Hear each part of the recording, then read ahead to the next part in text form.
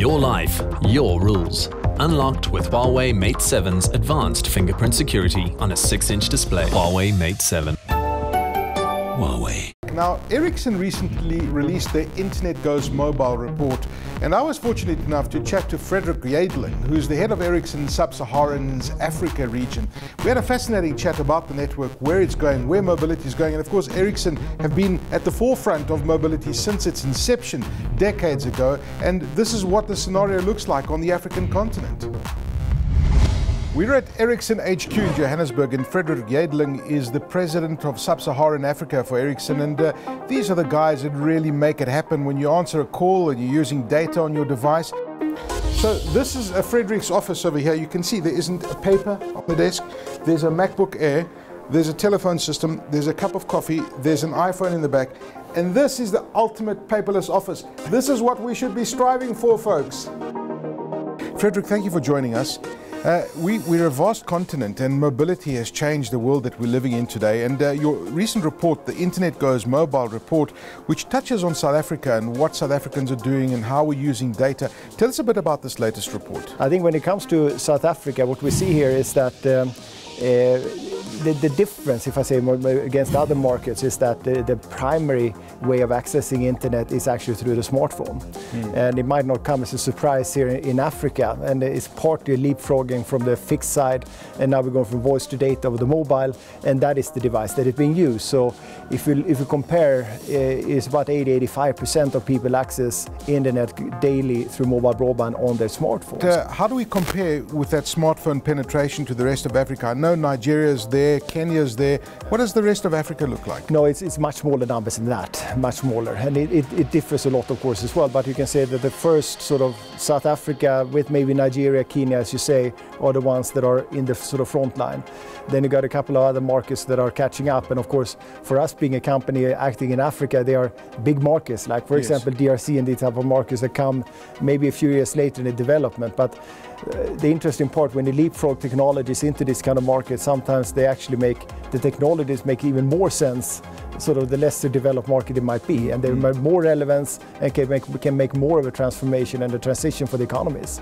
It's interesting you say leapfrog, because you often hear of that term being used to describe Africa, because we've got all of this undersea cable, all of this capacity coming to the shores of Africa, but getting it to the users is an issue, because we don't have that, the fiber networks that they do in Europe and in the North American region. So it's essential for it to go there via wirelessly, via networks like Ericsson, for example. Is it happening at a fast enough pace? Well, I think it's we are in the beginning. I would say we're probably in the first 1/3 of the sort of voice to data over the mobile networks development. So what has happened in other markets is likely to happen here as well. And all the indications on there, and as I said before, we see probably a 10-fold increase in number of mobile data subscriptions over the next 5 years. Typically the same patterns, because what happens if you get mobility, broadband and the cloud together, you get a very healthy or good recipe for not only for the mobile broadband as such and our industry to grow, but other industries to transform to that. Now, every year I go to the Mobile World Congress. You guys have got the most interesting stand, and many years ago you've been talking about the connected things. Never mind smartphones that we're talking about the Internet of Things, and we're talking about billions of these devices, and this will have a massive impact on economies and making countries run smoother, traffic lights, and just connecting devices, talking to each other. I mean, that's the next frontier of connectivity, isn't Absolutely. It? And we talk about Internet of Things, so we call it network society. Yes. That's our term for it. Yes. And it is about 50 billion connected devices. Everything that will benefit from being connected will be connected in the future. My predictions, at least in Africa, would be that we see a lot of Africa-suited innovations on the basis of this. I mean,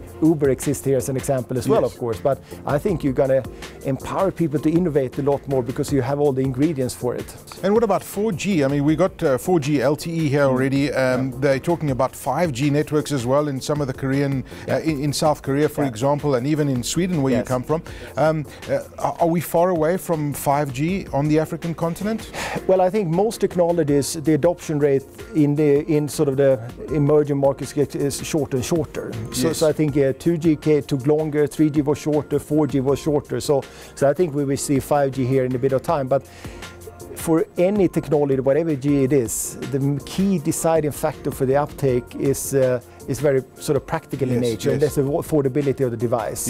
And that is driven by scale, and the beauty now is that we got a common technology called 4G. Before we had 3G, we had CDMA technologies. Correct. Now everything is converging, meaning that we have a reason to believe that the chipsets will be sort of scaled so that the cost advantage will come in, so the devices ultimately will become affordable. Right. And 5G would be a global standard as well. And that's a good thing for the consumer. But unless you get an affordable device with a relevant service environment for the end consumer, you're not going to see a take-up of any sort of 3G, 4G, or 5G. But Fredrik, the interesting thing that I find with this explosion in data and this demand, it's amazing. You look at the results that come out from the operators year on year, and the increase in data is amazing.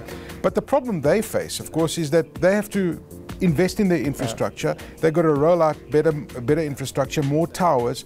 The over-the-top operators are coming in and offering more services. Consumers want to use those services, and consumers want to pay less. So who is ultimately going to pay for these infrastructure upgrades? Because this is becoming quite a debating point, isn't it? No, I understand that. And I think that's a little bit what we looked at in this report, which we call the growth codes. Yes. And there we look at what constitutes successful mobile data operators. And what we've done, we've taken about 20 operators that we call front runners, and they identify by having a larger cumulative average growth rate over the last 5 years of 5%.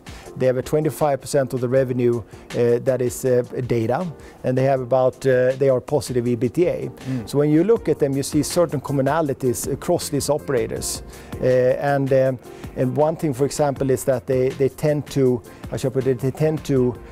innovate the offerings over time. They try to differentiate, and they also look for synergies internally between the marketing and technology departments that typically have been split before.